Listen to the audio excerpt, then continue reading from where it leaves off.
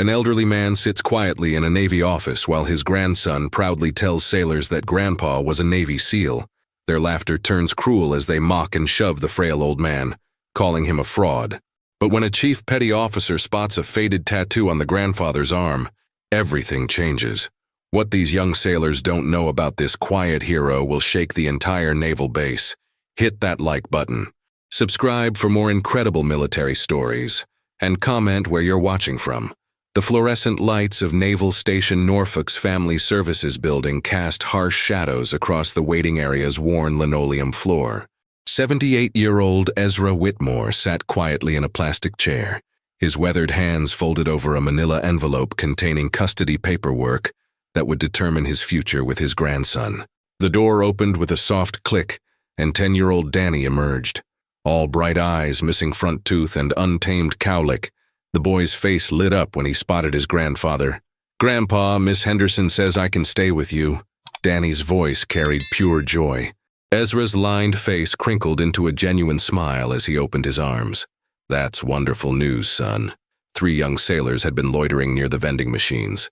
Seaman Rodriguez, 22 with unearned swagger, noticed the reunion and nudged his companions. "Look at that," he muttered, loud enough for nearby people to hear. "Another deadbeat grandfather." Petty Officer Johnson followed Rodriguez's gaze to where Ezra was helping Danny gather his backpack. The old man's clothes, clean but clearly from another decade, hung loose on his diminished frame. "Jesus, that old guy looks like he can barely take care of himself," Johnson said. "They're really gonna let someone that pathetic raise a kid," Seaman Apprentice Miller, eager to impress, chimed in. "Probably never worked a day in his life, just another welfare case." Danny's enhanced hearing picked up fragments, and his small hand tightened on his grandfather's sleeve. "Grandpa, those sailors are saying mean things." Ezra's jaw tightened almost imperceptibly. "Some people speak before they think, Danny." Johnson positioned himself directly in front of Ezra's chair, forcing the old man to look up. "Excuse me, sir, is this your grandson?" "Yes, he is," Ezra replied quietly, one protective hand settling on Danny's shoulder. "And you're planning to raise him in your condition?" Danny's voice piped up with fierce pride. "My grandpa takes real good care of me. He was in the Navy, too. He was a SEAL." The words hit the 3 sailors like a punchline. Rodriguez burst into laughter first, followed by his companions. "A SEAL?" Johnson's voice carried mock amazement. "This old scarecrow was a Navy SEAL." "Kid, you've been watching too many movies," Miller added. "Real SEALs don't end up looking like that." Ezra remained seated, his breathing deepened but controlled.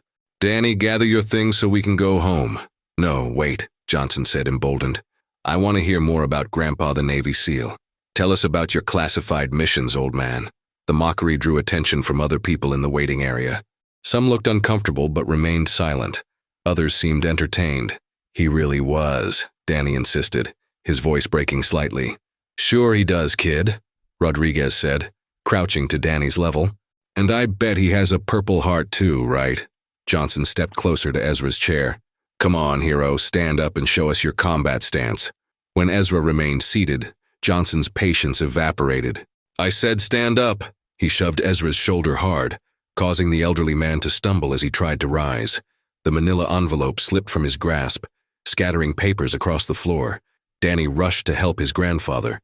"You can't push him, he's old." "Old and useless," Miller added, looking down at the scattered papers. Ezra slowly bent to gather his documents, his movements careful and deliberate. Danny knelt beside him, helping collect the papers with small hands. "I'm sorry, Grandpa," Danny whispered. "You have nothing to be sorry for, son," Ezra replied softly. Chief Petty Officer Martinez had been walking past when the commotion caught his attention through the windows. 15 years of military service had taught him to recognize trouble. As Ezra finally collected his papers and helped Danny to his feet, Johnson delivered one final insult. "Next time, leave the fairy tales at home. Old man, nobody's impressed by your bullshit war stories." The 3 sailors walked away, their laughter trailing behind them. Martinez pushed through the entrance, arriving as Ezra was checking Danny for injuries. Something about the old man's bearing, the way he moved despite apparent frailty, the protective stance he maintained, triggered Martinez's instincts. As they walked toward the exit, Martinez got his first clear look at Ezra's profile. Something familiar nagged at him, the The way the old man carried himself despite obvious limitations suggested someone who'd once been dangerous, even if age had diminished his capabilities. The ancient pickup truck wheezed to life, its engine coughing like an old man with too many cigarettes in his past. Ezra's weathered hands gripped the steering wheel as Danny buckled his seatbelt, the boy's excitement dampened by the encounter. "Grandpa," Danny's voice was small in the truck's cab. "Why were those men so mean to you?" Ezra checked his mirrors before backing out, his movements deliberate and safe. "Sometimes people make judgments based on what they see on the surface. Danny, they look at an old man in worn clothes and think they know his whole story. But you really were a Navy SEAL, weren't you?" The question hung in the air as Ezra navigated through the base's exit checkpoint. The guard nodded respectfully at his retiree identification card. "I served my country, yes," Ezra said finally, "but that was a long time ago. What matters now is taking care of you." Their modest home sat on a quiet Norfolk street, its small yard maintained with military precision. The house was nothing special. Vinyl siding, concrete steps, a slightly sagging front porch, but it was clean, organized, and filled with careful love. Inside, photographs lined the hallway walls. Danny at various ages, school pictures showing his gap-toothed grin, a formal military portrait of a young man in marine dress blues. Danny's father, who died in Fallujah when Danny was 3. Tucked in the corner, almost hidden, was an older photograph showing young men in jungle fatigues, their faces painted with camouflage and their eyes holding the 1,000-yard stare. Ezra moved through his evening routine with quiet efficiency. Dinner was simple but nutritious. Grilled cheese sandwiches and tomato soup, prepared with hands that shook slightly but never spilled. "Can we work on my science project tonight?" Danny asked as they cleared dishes. "Of course, what's the topic again?" "Ocean currents, Mrs. Patterson says I need to explain how they work." Something flickered across Ezra's expression, a memory of other waters, darker currents. Missions requiring understanding the sea's hidden movements, but he simply nodded. "I think I can help with that." They sat at the kitchen table under warm light, Danny's textbook spread between them. As Ezra explained underwater currents, his descriptions were unusually precise, filled with details that seemed to come from experience rather than books. "How do you know so much about this stuff?" "Grandpa, you learn things over the years," Ezra replied, his focus on Danny's careful drawings. As Danny worked, Ezra stepped onto the back porch to water his small garden. The tomatoes were coming in well, and cucumber vines had spread across their trellis with enthusiasm. Gardening had become his meditation, a way to nurture life after years of dealing with death. He reached for a particularly high tomato, stretching to avoid stepping on smaller plants. As his sleeve rode up his forearm, a faded tattoo became visible in the porch light, the outline of a trident, partially obscured by age spots and weathered skin. Below it, numbers that had once been crisp and black were now barely visible. 168. The tattoo had been fresh when he was 22, newly graduated from the most grueling training program the military had ever devised. Back then, the trident had been a source of fierce pride, a symbol worn by fewer than 100 men in the entire Navy. Now it was just another mark on aged skin, hidden beneath long sleeves, and the assumption that old men had no stories worth telling. Ezra quickly pulled his sleeve down and continued watering, but his mind drifted to helicopter rotors and jungle rot. He'd buried those memories when Danny came to live with him. A child needed a grandfather, not a broken veteran wrestling with ghosts. After Danny fell asleep, Ezra sat in his living room chair, the same chair where he'd spent countless evenings since bringing Danny home. In the silence, memories tried to surface. The weight of underwater breathing apparatus, the feel of river mud, the controlled terror of slipping through enemy territory. He pushed them back down. Danny needed stability, not nightmares. The boy had already lost his father to war. He didn't need to know his grandfather carried his own collection of ghosts. Tomorrow would bring new challenges, new opportunities for small humiliations. But tonight Danny was safe and fed and loved, and that was the only mission that mattered. The next morning arrived with routine precision. Ezra woke at 0530 hours, old habits embedded too deeply to call it 5:30, and moved through morning rituals with military efficiency softened by grandfather's care. Coffee first, black and strong, then breakfast for Danny, scrambled eggs, toast, and orange juice served on matching plates because details mattered. Remember, you have that field trip to the Navy Museum today, he said as Danny attacked his eggs. I know, Mrs. Patterson says we'll see real submarines. That sounds exciting, Ezra replied. Though his voice carried undertones Danny was too young to recognize. Wariness of someone who knew submarines weren't just museum pieces. They drove back to Naval Station Norfolk in morning light, Danny's excitement bubbling over in non-stop chatter about torpedoes and periscopes. Ezra listened while his hands gripped the steering wheel tighter as they approached the base gates. The morning proceeded smoothly until they stepped outside after signing final custody paperwork. The Virginia sun was warm, and Danny skipped beside his grandfather, still chattering about his museum visit. That's when they encountered the same 3 sailors from yesterday. Johnson, Rodriguez, and Miller were standing near the commissary entrance. They spotted the familiar figures approaching. Well, Johnson said, nudging his companions. Look who's back, it's Admiral Wrinkles and his sidekick. This time, their harassment began before Ezra and Danny were close. Johnson's voice projected across the parking area with theatrical cruelty. Hey everyone, we got a real live Navy SEAL here.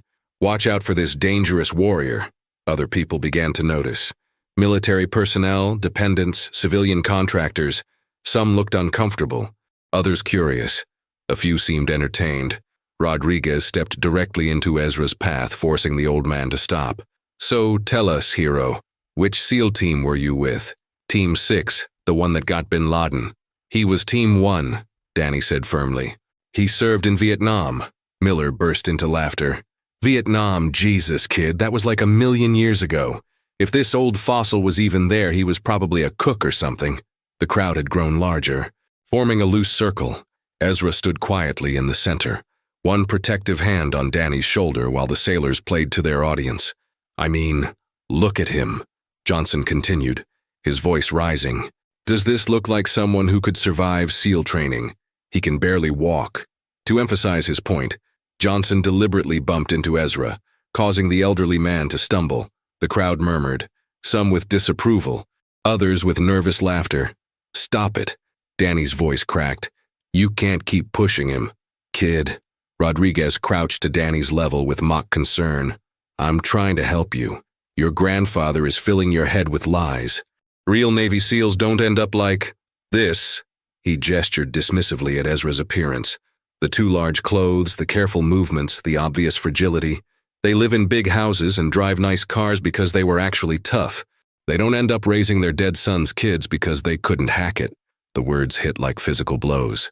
Danny's face crumpled, not just from the insult to his grandfather, but from the casual mention of his father's death. Ezra's jaw tightened, and something dangerous flickered behind his weathered eyes. That's enough, Ezra said quietly, his voice carrying a tone that hadn't been there before. Oh, now he speaks, Miller announced. The mighty SEAL finally has something to say. Johnson sensed opportunity to escalate. You know what, old man, I'm calling bullshit. Prove it. Show us your trident tattoo. All the real SEALs have them. The challenge hung in the air. Danny looked up with confused hope, expecting vindication. The crowd waited. Ezra remained perfectly still, his breathing controlled. His left hand moved almost imperceptibly toward his right forearm, then stopped. That's what I thought, Johnson said triumphantly. No tattoo because he's not a real SEAL, just another pathetic old man living on fantasy. Chief Martinez had been crossing the parking lot when he spotted the gathering crowd. From the edge, he had a clear view of the elderly man's profile. He watched as Ezra's hand moved toward his forearm and stopped, watched the micro-expressions crossing the old man's face. In that moment, Martinez saw what the younger sailors missed, the way Ezra positioned himself protectively in front of his grandson, the controlled breathing of someone managing fear not for himself, but for the child he protected. The careful stillness suggesting someone accustomed to remaining calm under pressure, and when Ezra's sleeve shifted in the morning breeze, Martinez caught the briefest glimpse of faded ink on the old man's forearm, barely visible, partially hidden by age spots. But Martinez had seen enough military tattoos to recognize the distinctive outline, a trident, faded almost to invisibility, but unmistakably there. Martinez felt his blood pressure spike. The 3 sailors were humiliating a legitimate Navy SEAL, not just any SEAL, but one whose service predated their births by decades. As Johnson continued his mockery, Martinez quietly slipped away. He had work to do, and it couldn't wait. The old man needed reinforcements, even if he didn't know they were coming. Chief Petty Officer Martinez moved through the base's administrative building with the focused urgency of a man on a mission. His 15 years of naval service had taught him to recognize when something was seriously wrong, and the scene he'd witnessed at the commissary had set off every alarm bell in his experienced mind. The personnel records office occupied a sterile corner of the building's second floor, its fluorescent lights casting harsh shadows over rows of filing cabinets that contained decades of military service documentation. Chief Martinez badged his way through the secure door, nodding to the clerk on duty. "I need to pull some archived records," he told Petty Officer Williams, a competent administrator who'd learned not to ask too many questions when senior personnel made unusual requests. "What time frame are we looking at, Chief?" "Vietnam-era SEAL team operations. Classification level is probably going to be high." Williams raised an eyebrow but moved to the secure computer terminal. "Do you have a name?" "Whitmore, Ezra Whitmore. Service dates probably mid to late 60s. The search took several minutes, during which Martinez found himself pacing with uncharacteristic nervousness. He'd seen enough military records to know that SEAL operations from the Vietnam era remained heavily classified, even decades after the fact. "Here we go," Williams said, his voice carrying a note of surprise. "Ezra James Whitmore. But Chief, this file is, Jesus, look at these classifications." Martinez leaned over the computer screen and felt his stomach drop. The service record was extensive, but most of it was blacked out with classification markers. What remained visible was enough to confirm his worst fears. SEAL Team 1. Multiple deployments to Southeast Asia. Silver Star for gallantry in action. Bronze Star with V device for valor. Purple Heart. Navy Commendation Medal with V device. The decorations list went on, each one representing acts of courage that most sailors could never imagine. "Chief, I've got a problem here," Williams said, his voice tense. "This man's operational history is still classified at the highest levels. I can see that he served, and I can see his decorations. But the details of his missions, this stuff is sealed tighter than a submarine." Martinez studied the screen, noting dates and unit assignments that painted a picture of a warrior who'd spent years in the most dangerous corners of a brutal war. The gaps in the record, the sections marked classified in bold red letters, suggested operations so sensitive that their details remain buried half a century later. "Can you print what we can see?" "The basic service record, yes, but Chief, why are you pulling this? Is there a problem?" Martinez thought about Ezra standing quietly in the commissary parking lot, while 3 young sailors mocked his service, called him a fraud, and humiliated him in front of dozens of witnesses. "Yeah," he said grimly, "there's a problem." The printed record was thin, 2 pages that represented a lifetime of service reduced to bare facts and decoration citations. But those facts told a story that made Martinez's blood boil with increasing intensity. Ezra Whitmore hadn't just served in Vietnam. He'd volunteered for the most dangerous missions the Navy had to offer, swimming through enemy waters and operating behind enemy lines when SEAL teams were still experimental units that officially didn't exist. Martinez returned to his office and began making phone calls, starting with his division officer and working his way up the chain of command. Each conversation grew more urgent as he explained what he'd discovered and what he'd witnessed. Lieutenant Commander Phillips listened to Martinez's report with growing concern. She'd been in the Navy long enough to understand the implications of what had occurred.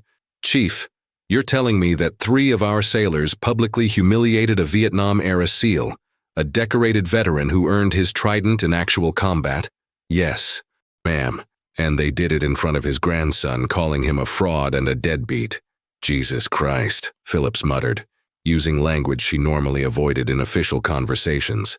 "This is a disaster. Do you understand the scope of what we're dealing with here?" Martinez understood perfectly. The Navy had failed to protect one of its own heroes, allowing ignorant young sailors to dishonor a man who'd earned his place in the Brotherhood through blood and sacrifice. "Ma'am, there's more. The incident was witnessed by dozens of people, including civilians and dependents. Word is going to spread." Phillips was already reaching for her phone to call Captain Harrison. "Chief, I want you to document everything. Every witness, every detail, every second of what you observed. This is going to the top, and we need an ironclad case. While Martinez compiled his report, his mind kept returning to the image of Ezra protecting his grandson, absorbing humiliation with quiet dignity. Rather than defending himself, the old man could have simply shown his tattoo, could have mentioned his decorations, could have ended the mockery with a few words. Instead, he'd chosen silence, protecting his grandson from the burden of knowing that people could be cruel to heroes. Martinez had known combat veterans who'd been broken by far less provocation. The fact that Ezra had maintained his composure while being publicly degraded spoke to a strength of character that the young sailors couldn't begin to comprehend as the afternoon progressed. Martinez's report moved up the chain of command with unprecedented speed. Each level of leadership who reviewed it understood the gravity of what had occurred. Captain Harrison read the file in his office, his face growing darker with each page. A career Navy officer who'd commanded ships and men in actual combat, Harrison knew exactly what kind of man they were dealing with. Vietnam-era SEALs were a different breed entirely. They'd volunteered for missions that had no backup plans, no extraction guarantees, no publicity if they succeeded, and no recognition if they died. They were men who'd written checks to their country payable with their lives, and they'd done it when the nation was turning against the war they were fighting. Harrison reached for his secure phone line. This incident had just escalated beyond anything his command could handle internally. Admiral Mitchell needed to know immediately what had happened to one of the Navy's forgotten heroes. Meanwhile, at his modest home in Norfolk, Ezra sat at his kitchen table helping Danny with his homework. Unaware that his service record was being examined by increasingly senior officers who were beginning to understand the magnitude of injustice that had been committed, the old man's weathered hands guided Danny through his math problems with patient attention. His faded tattoo hidden beneath a long-sleeved shirt that he wore regardless of the weather. In a few hours, the Navy would begin to correct a failure that had lasted far too long. But for now, Ezra simply helped his grandson carry denominators and listened to the boy's excited chatter about his upcoming field trip. Content in the knowledge that some battles were worth fighting quietly, in the margins of a child's math notebook. Admiral Sarah Mitchell stood at the windows of her corner office, looking out over Naval Station Norfolk's sprawling complex of piers, hangars, and operational buildings. 28 years of naval service had brought her to command of one of the Navy's most important installations, but nothing in her experience had prepared her for the report currently spread across her desk. Captain Harrison sat in the chair across from her, watching as his commanding officer processed the full scope of what had occurred. The silence stretched for several minutes, broken only by the distant sound of aircraft operations and the hum of the building's climate control system. "Tell me again," Admiral Mitchell said without turning from the window. "These 3 sailors publicly humiliated a SEAL Team 1 veteran, a man who earned his trident in Vietnam." "Yes, ma'am." "Multiple witnesses confirmed that they mocked his service, called him a fraud, and physically shoved him while he was with his 10-year-old grandson." Admiral Mitchell finally turned from the window, her expression controlled but carrying an undercurrent of barely restrained fury. She'd built her career on the principle that the Navy took care of its own, and this represented a catastrophic failure of that fundamental obligation. "What do we know about his actual service record?" Captain Harrison consulted his notes, though he'd already memorized the essential details. Ezra James Whitmore, SEAL Team 1, multiple deployments to Southeast Asia between 1967 and 1971, Silver Star, Bronze Star with V device, Purple Heart, Navy Commendation Medal with V device. Most of his operational history remains classified. Classified how highly? High enough that even I can't access the details. "But ma'am, there's something else you need to know." Admiral Mitchell raised an eyebrow, wondering what could possibly make this situation worse. "I did some checking on the operational timeframes in 1968. During Operation Phoenix, SEAL Team 1 conducted extensive riverine operations in the Mekong Delta." The Admiral's face went pale. "Operation Phoenix? What specific dates?" "March through August 1968. "Why, ma'am? Do you recognize something?" Admiral Mitchell moved to her desk and opened the bottom drawer, withdrawing a leather-bound photo album that she rarely shared with anyone. She flipped through several pages before finding what she was looking for, a black-and-white photograph of young naval officers standing beside a river patrol boat. "This is my father," she said, pointing to a young lieutenant commander in the center of the photo. Lieutenant Commander Robert Mitchell, Naval Intelligence Liaison to SEAL Operations in the Mekong Delta. 1968. Captain Harrison leaned forward to examine the photograph more closely. Ma'am, are you saying your father served with Whitmore? I'm saying it's possible. My father spent 6 months attached to SEAL operations during that exact time frame. He rarely talked about it, but when he did, she paused, her voice carrying the weight of old memories. He mentioned a young SEAL who saved his life during a classified operation, someone named Ezra. The implications hit Captain Harrison like a physical blow. Not only had the Navy failed to protect one of its heroes, but that hero had once saved the life of their commanding officer's father. Ma'am, what are your orders? Admiral Mitchell closed the photo album and stood with the bearing of someone preparing for battle. First, I want those 3 sailors in my office immediately. Not tomorrow, not this evening. Now second, I want Mr. Whitmore located and brought here with full honors. Third, I want every witness to these incidents interviewed and their statements documented. Yes, ma'am, and the sailors' chain of command. They'll be here to explain how they failed to prevent this disgrace, Captain. I want you to understand something. This isn't just about military justice. This is about the Navy's honor. As Captain Harrison moved to execute her orders, Admiral Mitchell returned to the window overlooking the base. Somewhere out there, an elderly man was quietly going about his day, unaware that the institutional failure he'd endured was about to be corrected at the highest levels. She thought about her father's stories of young SEALs who'd volunteered for missions that officially never happened. Men who'd disappeared into the darkness of enemy territory with no guarantee of return. They'd fought a war that was already unpopular at home, serving with distinction while protesters burned flags and called soldiers baby killers. When they'd returned home, there had been no parades, no recognition, no acknowledgement of their sacrifice. Many had simply melted back into civilian life, carrying their experiences in silence while the nation tried to forget a conflict it wanted to put behind itself. Admiral Mitchell's secure phone rang with the distinctive tone that meant urgent business. Her aide's voice came through clearly.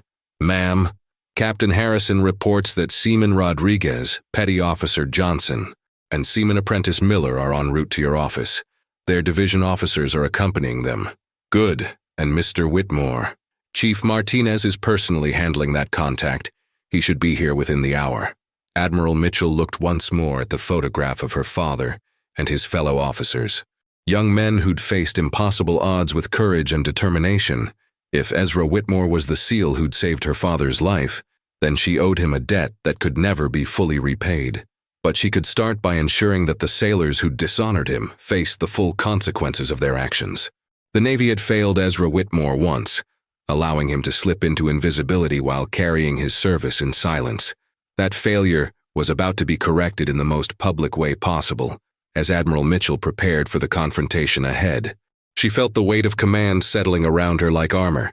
Some battles were fought with ships and aircraft, others with regulations and military justice. This would be both. The Admiral's office fell into absolute silence as Seaman Rodriguez, Petty Officer Johnson, and Seaman Apprentice Miller stood at rigid attention before the commanding officer's desk. Their division officers, Lieutenant Commander Phillips and Chief Petty Officer Martinez, flanked them with expressions that could have frozen seawater. Admiral Mitchell remained seated, allowing the weight of her authority to press down on the 3 sailors who had unknowingly triggered a crisis that now reached the highest levels of naval command. She studied each of their faces with the cold assessment of someone evaluating combatants before battle. Gentlemen, she began, her voice carrying the controlled authority of someone accustomed to commanding aircraft carriers and battle groups. I have here a detailed report of your conduct over the past 2 days, Chief Martinez. Please provide these sailors with a summary of what you observed. Martinez stepped forward, his voice crisp with professional disgust. Ma'am, I witnessed these 3 sailors harassing an elderly civilian and his grandson on 2 separate occasions. They mocked the man's appearance, questioned his fitness to raise his grandson, and physically assaulted him when the boy claimed his grandfather was a former Navy SEAL. Johnson's face had gone pale, but he maintained his position at attention.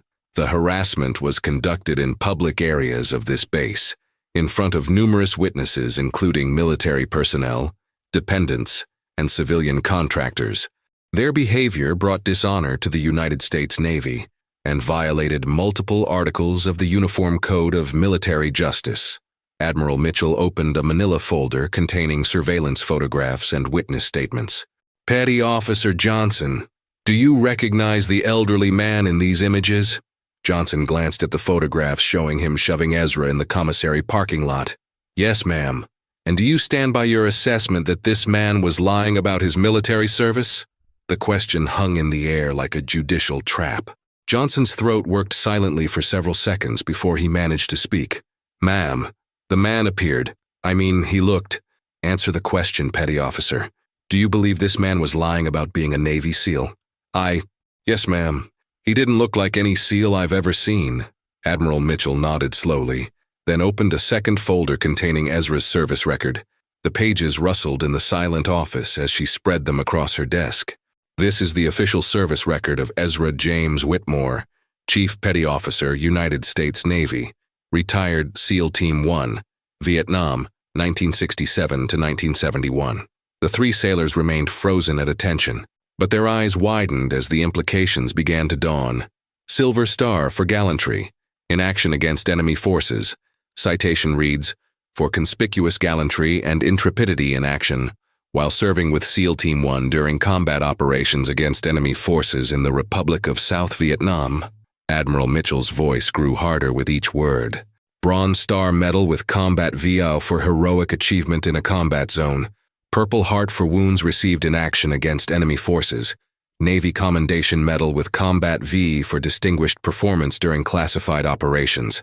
She looked up from the record, fixing each sailor with a stare that could have melted steel plating. "The man you called a fraud and physically assaulted is a decorated combat veteran who earned his SEAL Trident when your units were still experimental. His operational history includes missions so classified that I, as a flag officer, cannot access their details." Seaman Rodriguez swayed slightly on his feet, the blood draining from his face as he realized the magnitude of his mistake. "But there's more," Admiral Mitchell continued, her voice taking on the tone of someone delivering a death sentence. "Mr. Whitmore's service record indicates extensive participation in Operation Phoenix during 1968. Chief Martinez, please explain to these sailors what Operation Phoenix entailed." Martinez stepped forward with grim satisfaction. Operation Phoenix involved deep penetration missions behind enemy lines. Often lasting weeks without support or communication, SEAL teams were inserted into the most dangerous areas of operations to conduct reconnaissance, prisoner snatch operations, and direct action missions against high-value targets.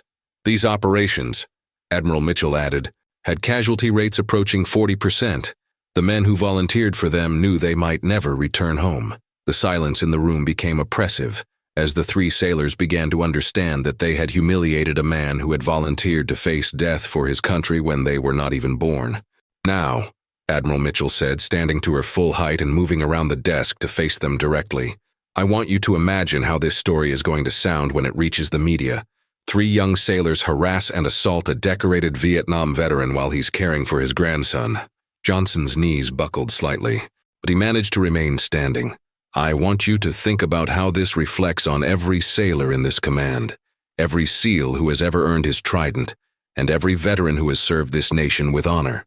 Admiral Mitchell returned to her desk and picked up a single sheet of paper. "But perhaps most importantly, I want you to understand that Mr. Whitmore's 1968 service in Operation Phoenix means he served alongside Lieutenant Commander Robert Mitchell of Naval Intelligence."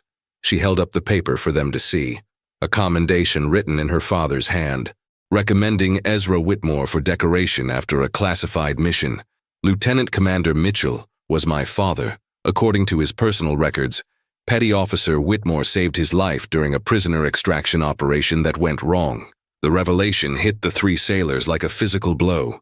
They had not only dishonored a war hero, but they had dishonored the father of their commanding officer, a man who owed his very existence to the courage of the elderly veteran they had mocked.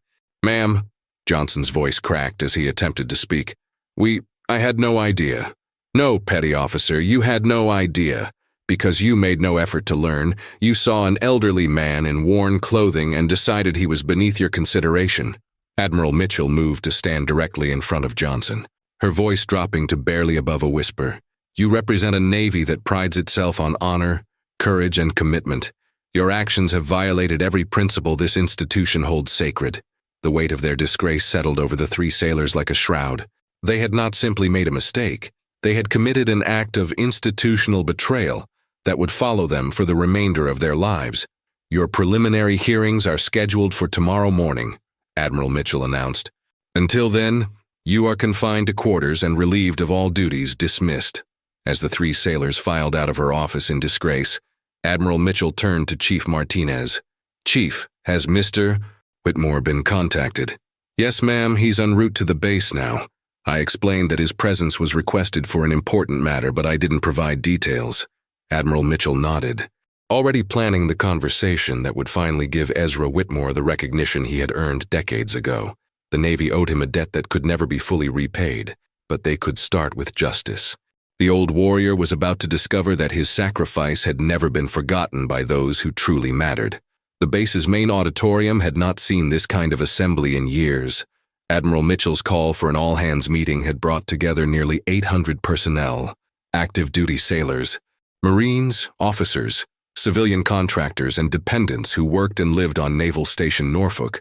The massive space buzzed with confused conversations as people tried to understand why they'd been summoned on such short notice. Rumors had been circulating throughout the base about an incident involving harassment of a veteran, but the details remained unclear to most. Admiral Mitchell stood in the wings, reviewing her notes one final time while watching the auditorium fill to capacity. Chief Martinez had positioned Ezra and Danny in the front row, where the elderly man sat with quiet dignity. Still unaware of the full scope of what was about to unfold, Danny fidgeted beside his grandfather. Overwhelmed by the crowd and the formal military atmosphere, his small hand found Ezra's weathered one, drawing comfort from the steady presence that had anchored his world since his father's death. "Grandpa, why are all these people here?" Danny whispered. "I'm not certain, son," Ezra replied softly, though something in the formal setup was triggering memories of military ceremonies he'd witnessed decades ago. Near the back of the auditorium, Seaman Rodriguez, Petty Officer Johnson, and Seaman Apprentice Miller sat with their chain of command, their faces pale with the knowledge that their disgrace was about to become public. Their division officers flanked them like guards, ensuring they remained present for what was to come. Admiral Mitchell stepped to the podium, and the auditorium fell silent with the practiced efficiency of military discipline. Her presence commanded immediate attention from every person in the vast space.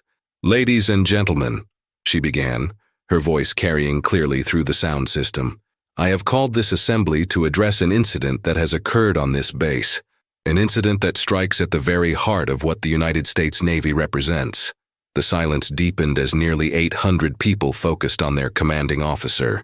2 days ago, in the Family Services Building and later in the commissary parking lot, 3 of our sailors encountered an elderly man and his grandson. They observed his appearance, worn clothing, careful movements, the obvious effects of advanced age, and made assumptions about his worth and his history. Admiral Mitchell's voice grew harder. Based on these superficial observations, they decided this man was beneath their consideration. They mocked him publicly, questioned his fitness to care for his grandson, and when the boy claimed his grandfather was a former Navy SEAL, they ridiculed that claim and physically assaulted an elderly civilian. Murmurs rippled through the auditorium as people began to understand the gravity of what had occurred. "I want those 3 sailors to stand now and face the man they dishonored." In the back of the auditorium, Johnson, Rodriguez, and Miller rose shakily to their feet, their faces burning with shame as hundreds of their peers turned to stare at them. "Now I want you all to look at the elderly gentleman in the front row. His name is Ezra Whitmore." Every eye in the auditorium turned to focus on the frail old man sitting beside his grandson. Ezra remained perfectly still, his decades of military training keeping him composed despite the overwhelming attention. "Chief Martinez, please read Mr. Whitmore's service record to this assembly." Chief Martinez stepped to a second microphone, unfolding the official record with ceremony appropriate to the moment. "Ezra James Whitmore, Chief Petty Officer, United States Navy, SEAL Team 1, Vietnam Theater of Operations, 1967 through 1971. The auditorium was so quiet that the sound of ventilation systems became audible. Silver Star for conspicuous gallantry and intrepidity in action, while serving with SEAL Team 1 during combat operations against enemy forces in the Republic of South Vietnam. Admiral Mitchell watched as realization dawned across hundreds of faces. The frail old man they were looking at was not just a veteran, but a decorated war hero. Bronze Star Medal with V device for heroic achievement in ground combat against hostile forces. Purple Heart for wounds received in action. Navy Commendation Medal with V device for exceptionally meritorious conduct during classified riverine operations. Martinez continued reading through a list of decorations and commendations that painted a picture of extraordinary courage and service. With each citation, the weight of the three sailors' disgrace grew heavier. Mr. Whitmore's operational history includes participation in some of the most dangerous missions conducted during the Vietnam conflict. His service record contains extensive classified material that remains sealed due to national security considerations. Admiral Mitchell returned to the podium, her voice carrying the authority of command and the passion of personal conviction. The man these three sailors called a fraud earned his SEAL Trident when their units were experimental programs that officially didn't exist. He volunteered for missions behind enemy lines where discovery meant death and success was measured by returning alive. She gestured toward Ezra, who remained seated with quiet dignity. He served during a time when our nation was divided about the war he was fighting. When he returned home, there were no parades, no public recognition, no acknowledgement of his sacrifice. He simply melted back into civilian life and raised his family in silence. Admiral Mitchell's voice grew more intense. When his son was killed in Iraq, Mr. Whitmore took responsibility for raising his grandson. He has done so with the same quiet devotion he brought to his military service, without fanfare, without complaint, without seeking recognition for his sacrifice. The auditorium remained absolutely silent as the full scope of the injustice became clear. But there is one more thing this assembly needs to know about Mr. Whitmore's service. Admiral Mitchell opened her father's personal file and withdrew a handwritten commendation. During Operation Phoenix in 1968, then Petty Officer Whitmore participated in a classified prisoner extraction mission that went catastrophically wrong when the operation was compromised and enemy forces surrounded the SEAL team. Mr. Whitmore made the decision to remain behind and provide covering fire, while his teammates extracted with their prisoner and a wounded naval intelligence officer. Her voice broke slightly as personal emotion overcame military bearing.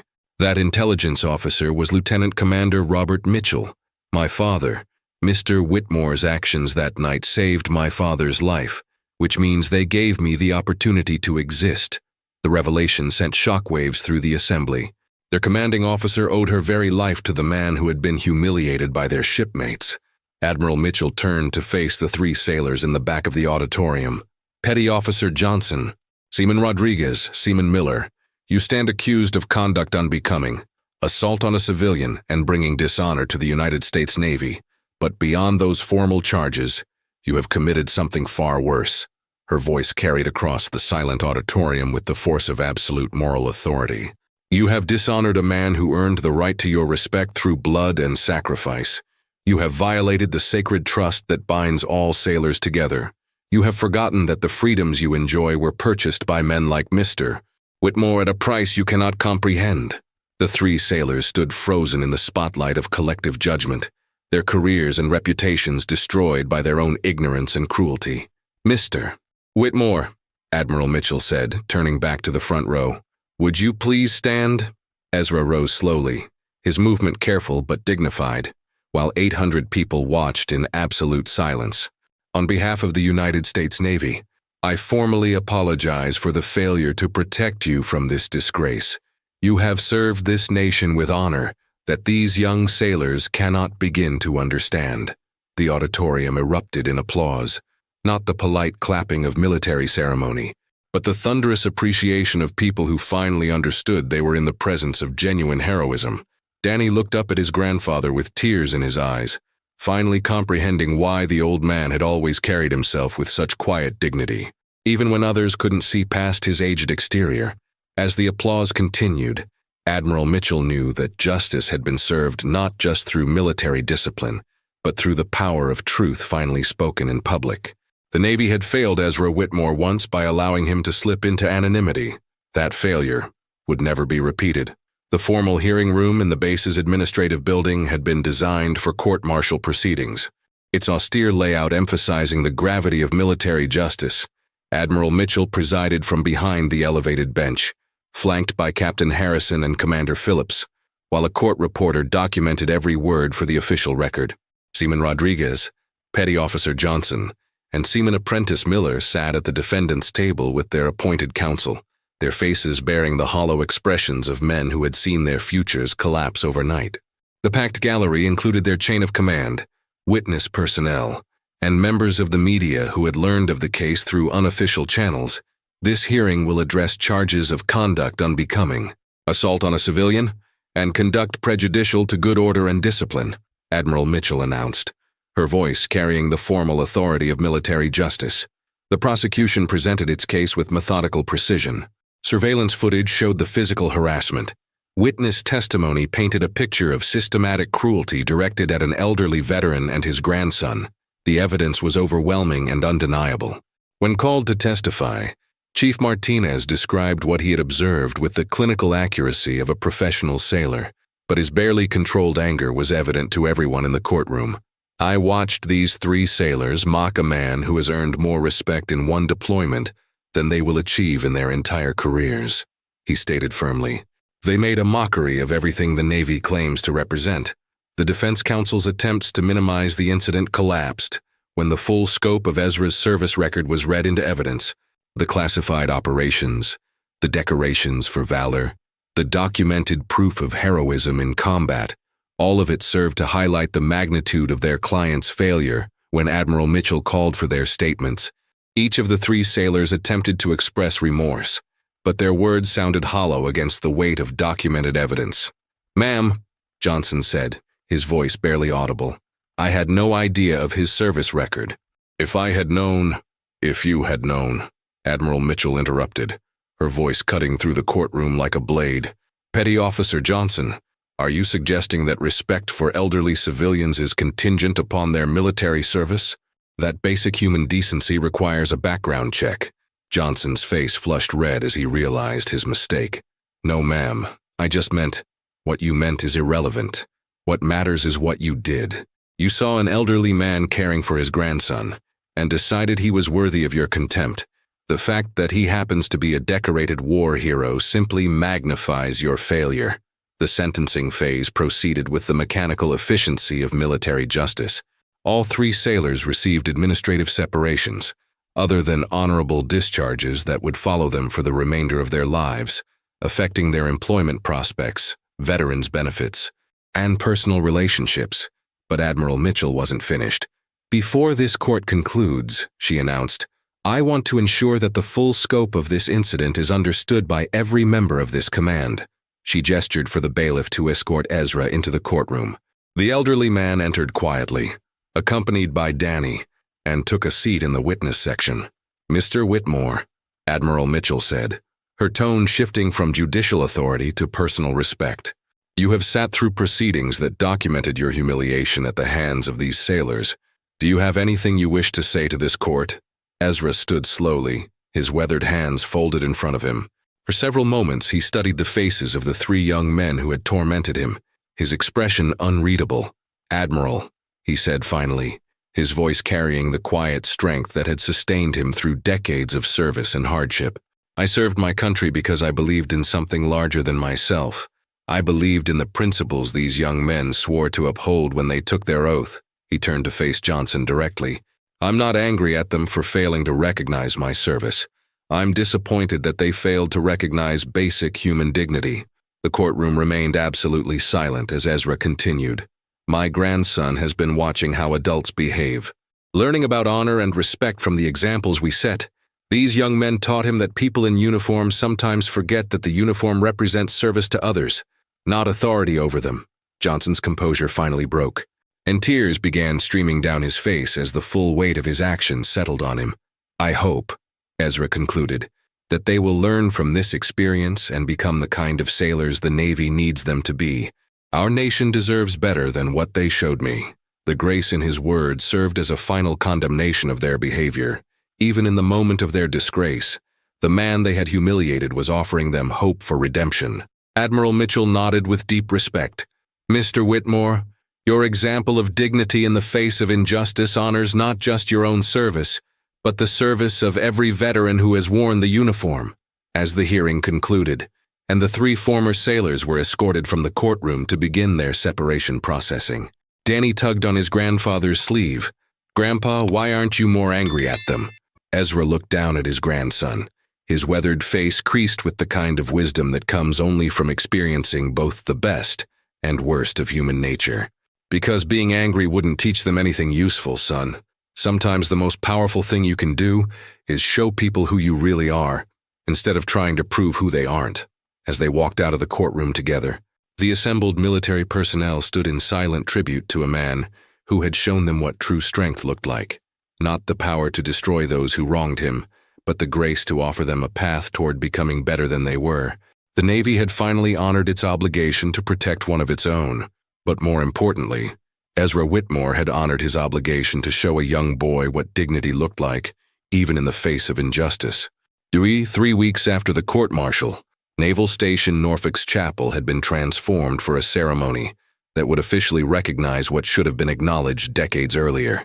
The building's high windows filtered afternoon sunlight across an assembly of active duty personnel, veterans and community leaders who had gathered to witness the restoration of honor. Admiral Mitchell stood at the podium, wearing her dress blue uniform with the solemnity appropriate for correcting a historical oversight.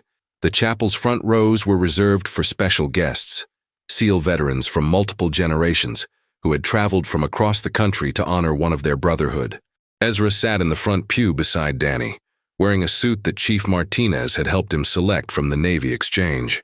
The old man's posture was straighter than it had been in years, not from physical improvement, but from the psychological weight of finally being seen for who he truly was. "Ladies and gentlemen," Admiral Mitchell began, "we gather today not just to honor past service, but to correct a failure of recognition that has persisted for far too long." She gestured toward a display case that had been positioned near the altar, containing Ezra's original decorations alongside newly researched documentation of his classified missions. Chief Petty Officer Whitmore's service to this nation extended far beyond his official separation date. After returning from Vietnam, he continued serving his community as a volunteer firefighter, youth mentor, and caregiver to his family.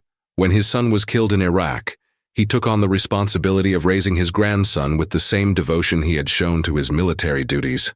Danny sat up straighter, finally understanding why his grandfather had always seemed different from other elderly men, why he moved with such careful precision, why he never complained about physical discomfort, why he approached every task with methodical attention to detail.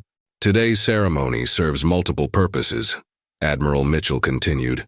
"First, to present Chief Whitmore with recognition that was delayed by classification requirements. Second, to ensure that his example of quiet service is preserved for future generations. And third, to demonstrate this command's commitment to honoring all veterans, regardless of whether their service occurred in public view or in the shadows of national security." Master Chief Rodriguez, no relation to the disgraced seaman, stepped forward carrying a wooden presentation case containing a Navy Commendation Medal that had been authorized after extensive review of Ezra's classified service record. "Chief Petty Officer Whitmore," Admiral Mitchell said formally, "please approach." Ezra stood slowly, his movement deliberate and dignified. As he walked toward the podium, the assembled crowd remained perfectly silent, recognizing they were witnessing something rare and precious, the public acknowledgement of private heroism for exceptionally meritorious service during classified operations in Southeast Asia and for continued excellence in post-military community service. "The Secretary of the Navy has authorized this belated recognition of your contributions to national security and public service." As Admiral Mitchell pinned the medal to Ezra's suit jacket, cameras captured the moment for base newspapers and veteran publications. But more importantly, Danny watched with shining eyes as his grandfather finally received the recognition he had carried silently for decades. "However," Admiral Mitchell continued, "this ceremony represents more than overdue military recognition. It represents this Navy's commitment to learning from institutional failures. She turned to address the assembly directly. The incident that brought Mr. Whitmore's service to our attention should never have occurred. 3 young sailors made assumptions based on superficial observations, and they compounded their error by acting on those assumptions with cruelty and disrespect. Her voice grew stronger. We have instituted new training protocols to ensure that every sailor understands their obligation, not just to fellow service members, but to all veterans who have earned their place in our brotherhood through service and sacrifice. Chief Martinez stepped forward to read a proclamation that would be permanently displayed in the base's main lobby. Naval Station Norfolk hereby declares that Chief Petty Officer Ezra James Whitmore exemplifies the highest traditions of naval service through his combat valor, his post-service community involvement, and his demonstration of dignity in the face of adversity. The applause that followed was sustained and genuine, coming from people who finally understood they had been privileged to witness authentic heroism. As the formal ceremony concluded, veterans began approaching Ezra individually, shaking his hand and sharing brief words of respect. Many were Vietnam-era SEALs who understood exactly what his service had entailed and cost. Commander Sarah Phillips, who had been promoted following her exemplary handling of the investigation, presented Danny with a special gift, a youth scholarship fund that would ensure his education through college. Established by donations from the SEAL community, "Your grandfather's service earned this," she told the boy, "but your own character earned our respect." As the crowd began to disperse, Admiral Mitchell approached Ezra privately. "Chief, there's one more thing I wanted to share with you."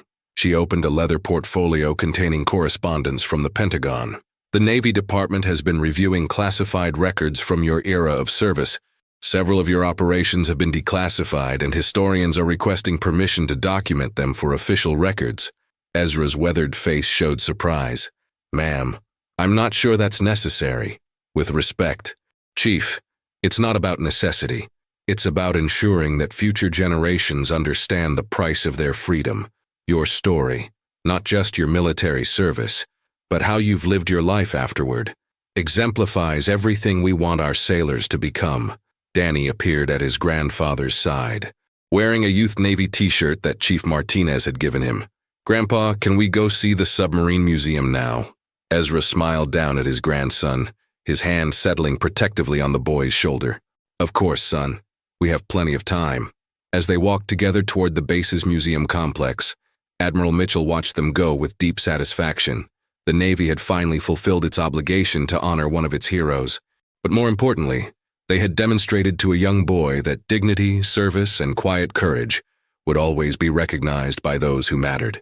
The afternoon sun cast long shadows across the base, and in those shadows walked an old warrior and his grandson, their relationship strengthened by the knowledge that some debts can be paid, some recognition can be given, and some examples of honor can be preserved for future generations to follow. The Navy had learned a valuable lesson about looking past superficial appearances to recognize the depth of character that military service can forge, and somewhere in the distance, 3 former sailors were beginning their own journey toward understanding what they had lost when they chose cruelty over compassion. Lumi, 6 months later, the morning routine at the small house in Norfolk had taken on a different rhythm. Ezra still woke at 05:30 hours. Some habits were too deeply ingrained to change, but now his days carried the quiet satisfaction of recognition finally received. Danny bounded into the kitchen wearing his school uniform, his backpack already organized with the military precision his grandfather had taught him. On the refrigerator, beneath magnets shaped like naval anchors, hung a photograph from the ceremony showing Ezra receiving his belated commendation, alongside a letter from the local VFW chapter inviting him to speak at their annual Veterans Day event. "Grandpa, Tyler Martinez is coming to school today for Career Day," Danny announced, referring to Chief Martinez's son.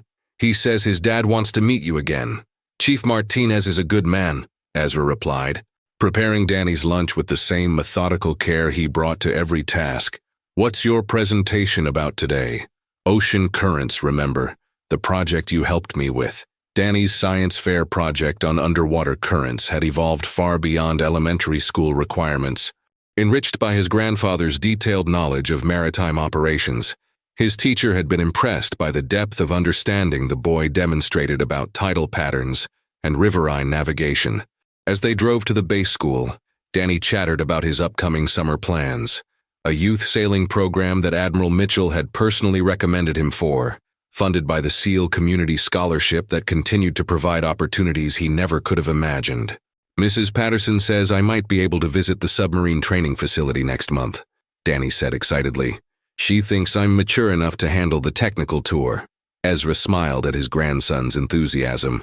Remembering his own fascination with underwater operations at that age, the boy was showing aptitudes that reminded him of his younger self: careful attention to detail, natural leadership among his peers, and an instinctive understanding of teamwork and responsibility.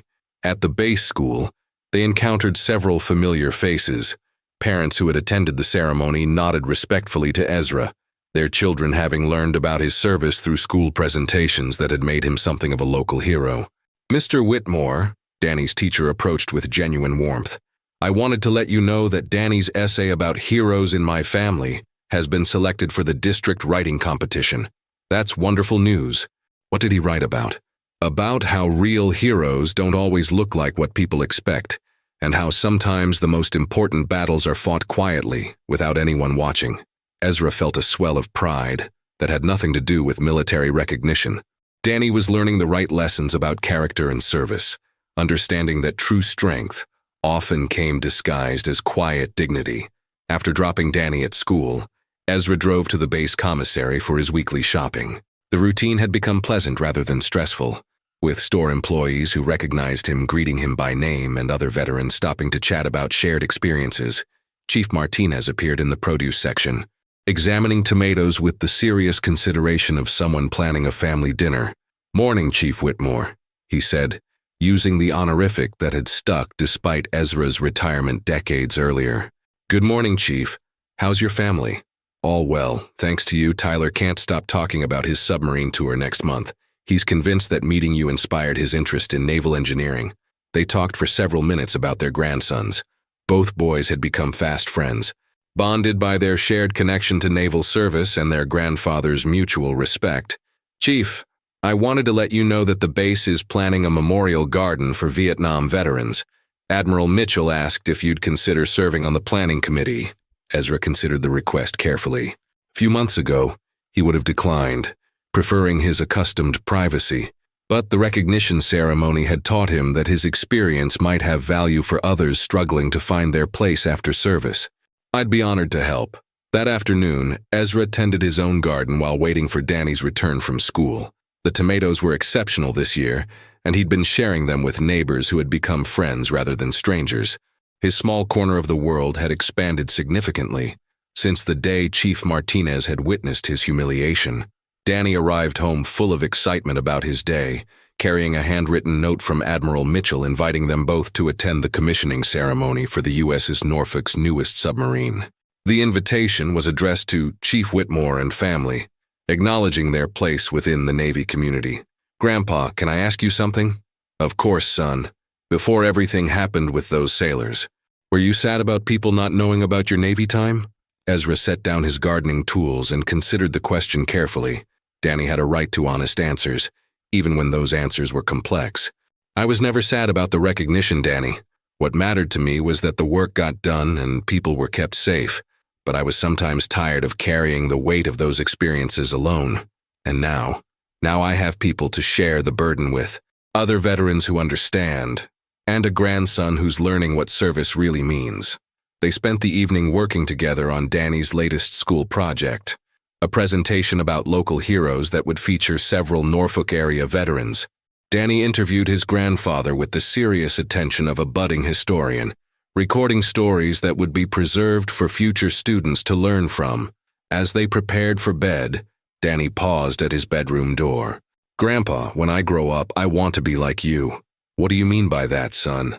"I want to do important things without needing everyone to notice. I want to take care of people who need help, and I want to be brave when things get scary." Ezra felt his throat tighten with emotion. "Those are worthy goals, Danny.